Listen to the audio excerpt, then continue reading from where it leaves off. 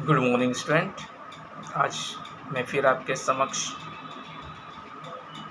अध्याय फर्स्ट, जिसका शीर्षक है कहानी का प्लॉट और जिसके लेखक हैं सी पूजन सहाय के द्वारा रचित जो कहानी है एक गरीब लड़की की, एक गरीब ताई की, उसकी दास्तां को सुनाने के लिए मैं आपके समक्ष फिर उपस्थित हुआ हूँ। इस कहानी में के कुछ शेष भाग बचे हुए हैं। आज मैं उसको फिर से आपको आदर्श वाचन कर समझाऊंगा। तो पेज नंबर 16 पैराग्राफ सेकेंड दूसरा। अब अधिक क्या कहूँ बाबू साहब, वह लड़की का बाप जो है वह बोलता है, अब अधिक क्या कहूँ बाबू साहब, अपनी करनी का नतीजा भोग रहा हूँ। मोतियाबिंद, गठिया और दम्मा ने निकम्मा कर छोड़ा है।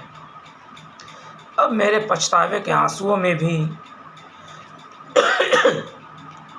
ईश्वर को पिघलाने का दम नहीं है। अगर सच पूछिए तो इस वक्त सिर्फ एक ही उम्मीद पर जान अटकी हुई है। एक साहब ने बहुत कुछ कहने सुनने से इसके साथ शादी करने का वादा किया है। यानी इतनी गरीबताई दर दर भटकने के बाद भी कोई एक सज्जन व्यक्ति है जो शादी करने के लिए इस लड़की से तैयार होता है।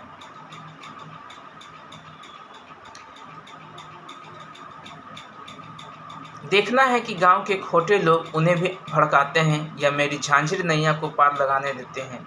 आए दिन हम लोग देखते हैं गांव समाज में, अगर किसी का घर बसने वाला है, अगर उस परिवार के साथ कुछ आपसी रंजिश है, मन मुटाव है, तो उसके पास जो रिश्ते के लिए आते हैं उसको वह भड़का देते हैं, उसकी शादी तुड़वा देते हैं, रुकवा देते हैं आपसी रंजिश के कारण।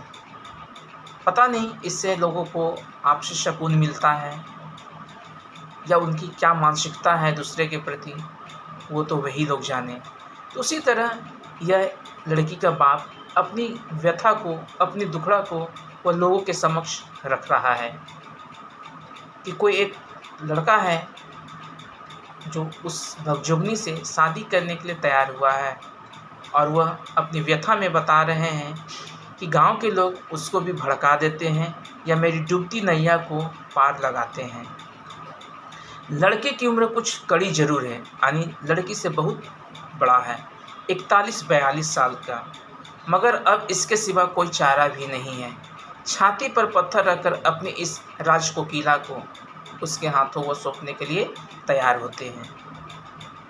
इसके बाद मुंशी जी का गला रुंध गया। गला रुंधना मतलब अवाक रह जाते हैं, उनकी कंठें रुक जाती हैं, मतलब अपनी बेटी की इस दर्द भरी ज़िंदगी को सुनकर वो कुछ बोल नहीं पाते हैं, बहुत बिलख कर रो उठते हैं। भगजोगनी को गोद में बैठाकर फूट फूट कर वह रोने लग जाते हैं। उनके प्रयत्न करके भी मैं किसी प्रकार उनके आश्वासन नहीं दे सका। जिसके पीछे हाथ धोकर बाम विधाता पड़ जाता है, यानी ईश्वर जिसके पीछे पड़ जाता है उसे तसल्ली देना ठाठ नहीं सकता। मुंशी जी की दास्तान सुनने के बाद मैं अपने कई कंवारे मित्रों से अनुरोध किया, और लेखक है जो मुंशी जी की इस बात को सुनकर लेखक अपने कई मित्रों से, कुंवारे मित्रों से जिसकी शादी नहीं हुई थी, उनसे वह बातचीत करते हैं कि उस अलौकिक रूपवती दरिद्रा कन्या से विवाह करके एक निर्धन भाई का उद्धार करे और अपने जीवन को सफल करे, किंतु सब मेरी बात अनसुनी कर दी। ऐसे ऐसे लोगों ने भी आनाकानी की जो समाज सुधार संबंधी विषयों पर बड़े बड़े शान गुमान से लेखनी चलाते हैं, और वैसे लोगों से भी लेखक अनुरोध करता है जो समाज अपने आप को समाज सुधारक बनाते हैं, समाज के लिए लड़ते हैं, झगड़ते हैं, दूसरे के लिए वह हमेशा तत्पर रहते हैं। वैसे लोगों से भी वह बात करते हैं, लेकिन वे लोग भी क्या पीछे हट जाते हैं। यहाँ तक कि प्रौढ़ अवस्था के रंडुए मित्र भी राजी न हुए। प्रौढ़ अवस्था जो थोड़ा सा कड़े उम्र के हैं, जिनकी विवाह हो चुकी लेकिन पत्नी मर चुकी है, वैसे लोगों से भी वह आग्रह करते हैं कि कम से कम अगर आपको ज़रूरत है, उस बच्ची में कुछ उसकी खुशी नज़र आती है, आप उसे संभाल सकते हैं तो कम से कम बच्ची को गोद ले लीजिए या उस बच्ची के जीवन को सफल बना दीजिए, लेकिन वे लोग भी तैयार नहीं होते हैं। आखिर वह महाशय डोला काढ़कर भगजोनी को अपने घर ले गए और वहीं शादी की कुल रस्में पूरी करके मुंशी जी को चिंता के दलदल से उबारा। बेचारे मुंशी जी की छाती से पत्थर का बोझ तो उतरा, मगर घर में कोई पानी देने वाला भी नहीं रह गया। बुढ़ापे की लकड़ी जाती रही, देह लच गई।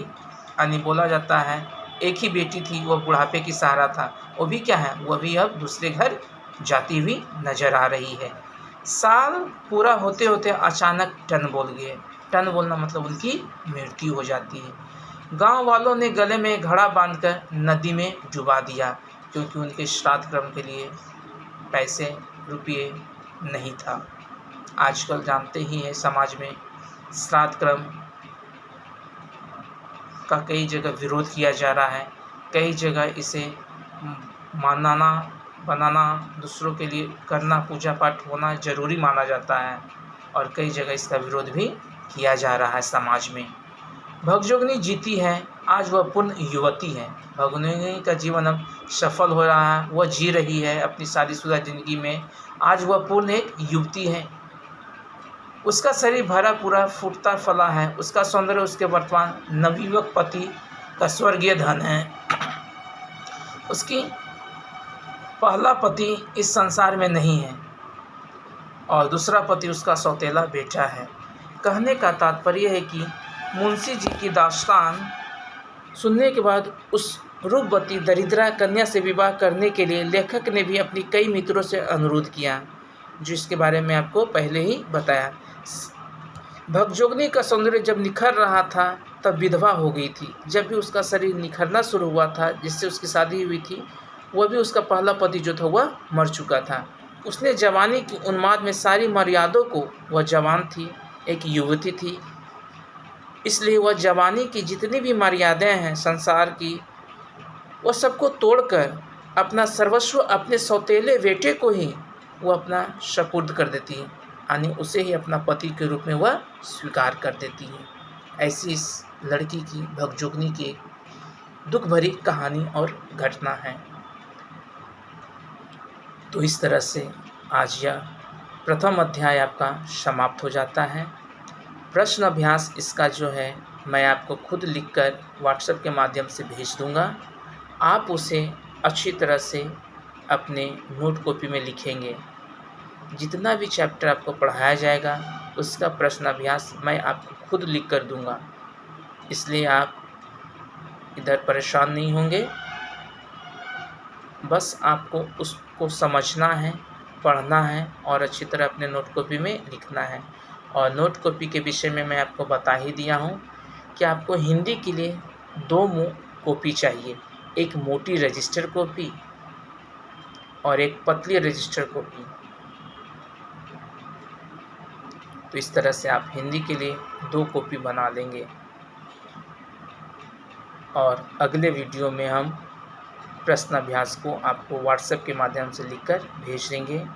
आप मेरे YouTube चैनल को से जुड़ जाएं, सब्सक्राइब कर लें, जिससे आगे की जितने भी वीडियो हैं आपको नोटिफिकेशन मिलते रहें और आपके पास आसानी से पहुंच जाएं।